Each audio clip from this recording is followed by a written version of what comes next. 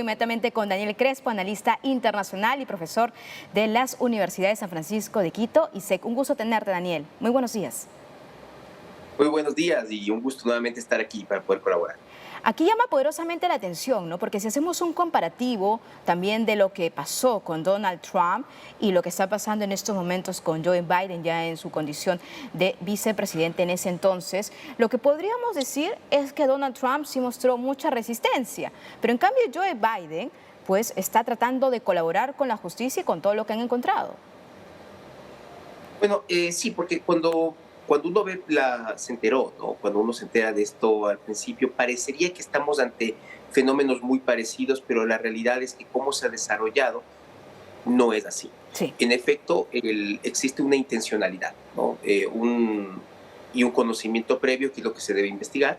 Digamos, pues el fiscal Special Hart está para eso, pero existen diferencias muy notables en cuanto a la forma en que se está encarando por parte de, digamos, de quienes se han descuidado, pongámoslo así, en su momento el ex vicepresidente Biden, no estoy hablando del presidente porque son de la época de Obama estos documentos, Ujú. y el entonces ex presidente Trump. Hay un intento de colaborar que es notorio frente a una obstrucción a la justicia que derivó en que sea el mismo FBI el que tuvo que irrumpir en la casa del presidente Trump en Mar-a-Lago para poder acceder a estos documentos, ¿no? Ujú. Digamos que la ventaja que tiene Joe Biden es que su equipo, cuando se dio el 2 de noviembre el primer hallazgo en sus oficinas de Washington, en el centro Penn Biden, ¿no? Para la diplomacia y el compromiso global, ese mismo día informaron al Archivo Nacional y de acuerdo a ellos, ese mismo día fue entregado ese material al Así es. Archivo Nacional. Pero también existe algo importante de aquí señalar. Si bien hubo colaboración, lo que pasó, estoy refiriéndome al primer evento, el 2 de noviembre, el, fue una semana antes de las elecciones de medio término. Y esta información recién se supo esta semana. Entonces, eso también ha generado suspicacias, ¿no? Ujú.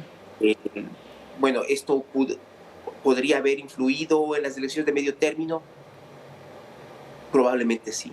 ¿Y por qué se lo tapa hasta ahora cuando ya existe el asunto de la residencia de Delaware y los documentos encontrados, un documento en su oficina, digamos, de su biblioteca personal, perdón, eh, otros documentos en el garaje porque no tenemos claro cuántos son, ¿no? El mismo presidente Biden se refirió a un pequeño número de documentos.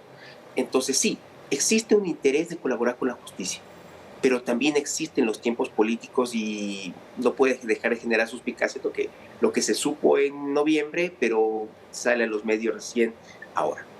Te doy toda la razón. Simplemente aquí podría haber también un cálculo político bien marcado por estas elecciones y definitivamente aún no se sabe a ciencia cierta cuál es el contenido de estos documentos top secret. Donald Trump de pronto ya comenzó a publicarse mucho, ¿no? Incluso que tenía pues información muy sensible con otros países en cuestión militar y también estrategia. Pero en cuanto a Joe Biden, ¿se tiene algún tipo de información acerca de estos documentos top secret?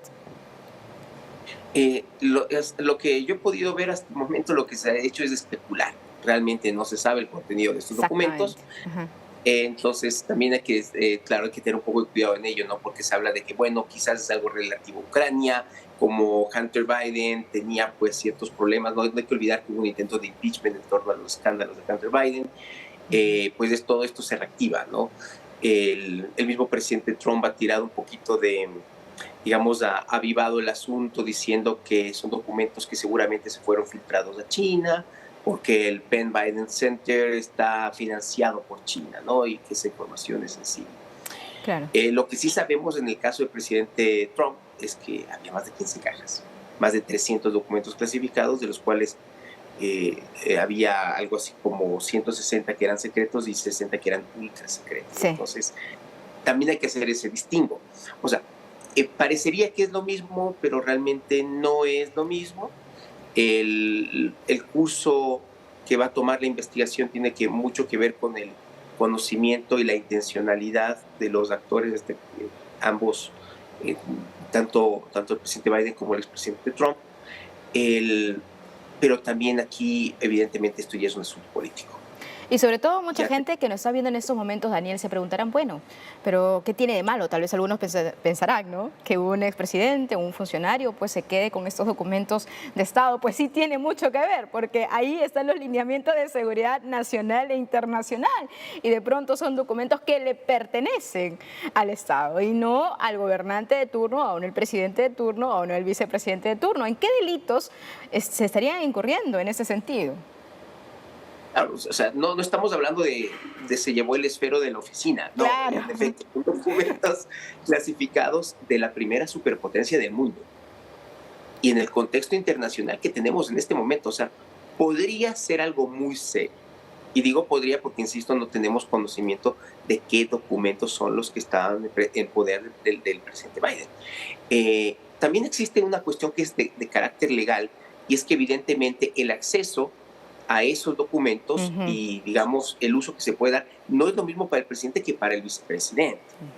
Eso también ha sido señalado en sus redes sociales, en esta red que él tiene, que creó el mismo el presidente Trump, True, creo que es el nombre.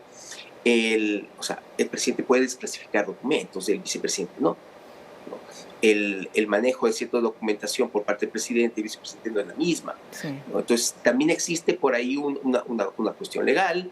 Si bien son documentos de la época de Obama, entonces también podría uno decir, bueno, pues esto ya en el tiempo está muy atrás. Sí, pero el hecho es que en su momento, alguien que ya había dejado de ser vicepresidente tenía documentos, o sea, porque él después empezó a, digamos, a tener esta oficina en Washington, en el Penn Biden Center. Ujú, O sea, ya no siendo funcionario público, él lleva estos documentos, o sea, ujú. se le fueron en las Como cajas, archivo personal. el Un archivo recuerdito personal. de Casa Blanca.